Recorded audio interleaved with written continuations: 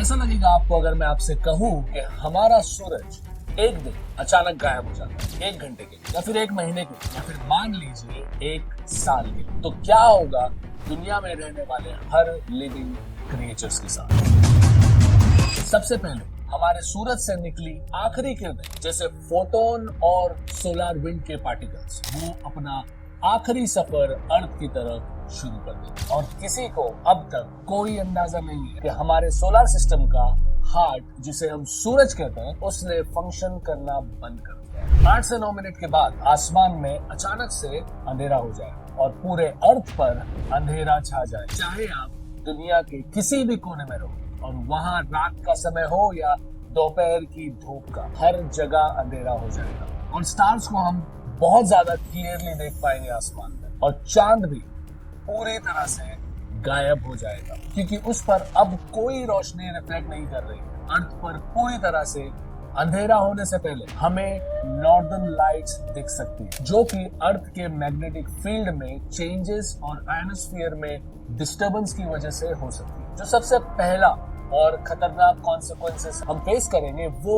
ये होगा कि फोटोसिंथेसिस का प्रोसेस बंद हो जाएगा, जिससे ट्रीज और साइनोबैक्टीरिया ऑक्सीजन प्रोड्यूस करना बंद कर देंगे और इसकी वजह से पूरी दुनिया के लिविंग क्रिएचर्स मुश्किल में आ जाए और 1 घंटे बाद पूरी दुनिया में दहशत से भरी घबराहट फैल जाए। पावर और कम्युनिकेशन का आउटेज पूरे प्लैनेट पर फेल हो जाए और हर जगह का टेम्परेचर ड्रास्टिकली ड्रॉप होने लगेगा, जिससे अर्थ का सरफेस धीरे धीरे ठंडा होना शुरू हो जाएगा।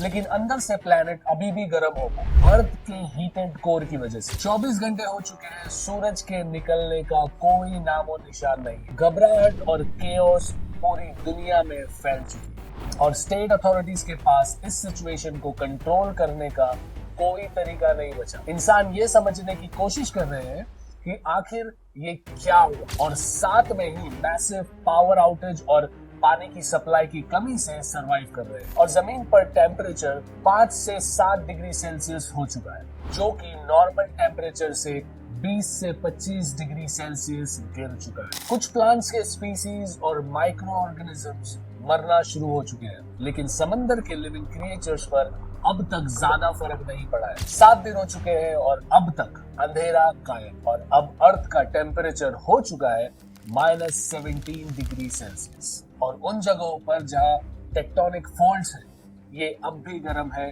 जियोथर्मल एनर्जी की वजह से, जो सरफेस को ठंडा नहीं होने देती। ज्यादातर पेड़ पौधे ऑलरेडी मर चुके हैं ठंड और रोशनी ना होने की वजह से। पेड़ पौधे खाने वाले और गर्म माहौल में रहने वाले जानवर ऑलरेडी मरना शुरू हो चुके हैं, और समंदर में फाइटोप्लैंक्टन जो समंदर के पानी को फ्रेश रखने का काम करते हैं वो भी मरना शुरू हो चुके हैं। और शैलो वाटर में रहने वाले क्रिएचर्स ज्यादा सफर कर रहे हैं क्योंकि ओशन का सरफेस फ्रीज होना शुरू हो चुका है। अब तक साइंटिस्ट और आम लोगों को समझ आ चुका है कि क्या हो रहा है, और सब शेल्टर्स बनाने और तैयार करने की कोशिश कर रहे हैं। 1 महीना हो चुका है और अर्थ ठंडा होता जा रहा है। अर्थ पर एवरेज टेम्परेचर कम होकर -30 डिग्री सेल्सियस हो चुका है और लगभग पूरा अर्थ बर्फ से ढक चुका है। ऑलमोस्ट सारे पौधे और साइनोबैक्टीरिया मर चुके हैं।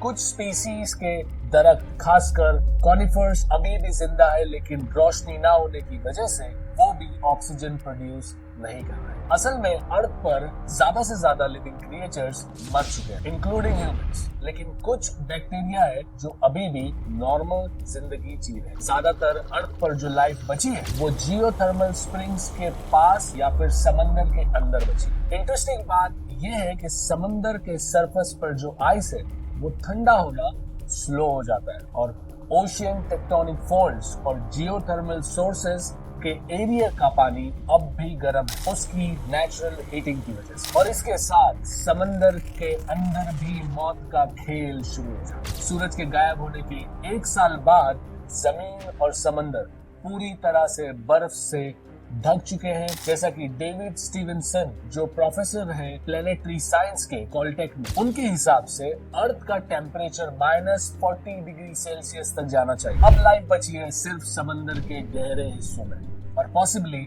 अर्थ के सरफेस पर इंसानों में से भी कुछ लोग बचे होंगे जो आइसलैंड जैसी कंट्री और ऐसे एरिया जहाँ जियोथर्मल एक्टिविटी ज्यादा है, वहाँ पॉसिबली इंसान बचे हो। प्रोफेसर स्टीवनसन मानते हैं कि अर्थ कुछ हजारों सालों तक यूं ही ठंडा होता रहेगा जब तक टेम्परेचर अप्रोक्सीमेटली -160 डिग्री सेल्सियस तक नहीं पहुंच जाता, और उस वक्त अर्थ पर लाइफ का एग्जिस्ट होना इम्पॉसिबल हो जाएगा। और चलिए सन की ग्रेविटी को नहीं बोलते हैं सबसे मेन, तो अगर सन अचानक गायब हो जाता है तो उसका ग्रेविटेशनल पुल भी खत्म हो जाएगा, जिसकी वजह से सोलर सिस्टम में जितने भी प्लैनेट्स और एस्ट्रॉइड्स हैं वो सब आउटर स्पेस में उड़ जाएंगे। और पॉसिबिलिटी ये भी है कि ग्रेविटी और प्रॉपर डायरेक्शन ना होने की वजह से कुछ प्लैनेट्स आपस में टकरा भी सकते हैं, जिसमें हमारा अर्थ भी हो सकता है। तो सूरज की ग्रेविटी के बिना हमारा अर्थ भी डीप स्पेस में उड़ जाए, और जहां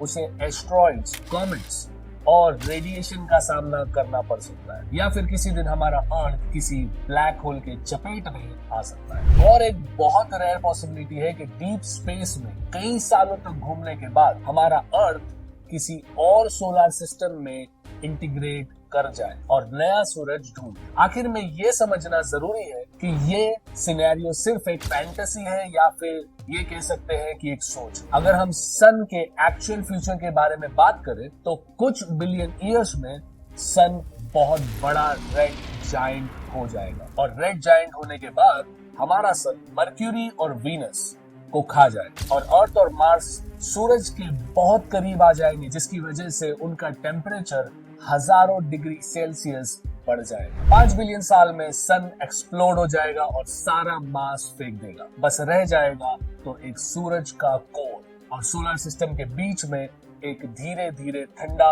होता स्टेलर कोर रह जाएगा। एक्सप्लोजन के बाद एक व्हाइट ड्वार्फ रह जाएगा जो सोलर सिस्टम में जो कुछ भी बचा होगा उसके आसपास ऑर्बिट करने लगेगा। जहां तक इंसानों का सवाल है, उनके साथ क्या होगा कोई आइडिया नहीं। होपफुली उस टाइम तक हमारे पास ऐसी टेक्नोलॉजी होगी जिससे हम आउटर स्पेस में दूसरे प्लैनेट्स पर जा सकते। तो आज के वीडियो में इतना ही। अगर आपको ये वीडियो अच्छा लगा तो लाइक करें, सब्सक्राइब करें, अपने दोस्तों के साथ शेयर करें। मिलते हैं नेक्स्ट वीडियो में किसी और टॉपिक के साथ। तब तक के लिए ख्याल रखिए अपना, अपने लव वंस का, एंड जय हिंद।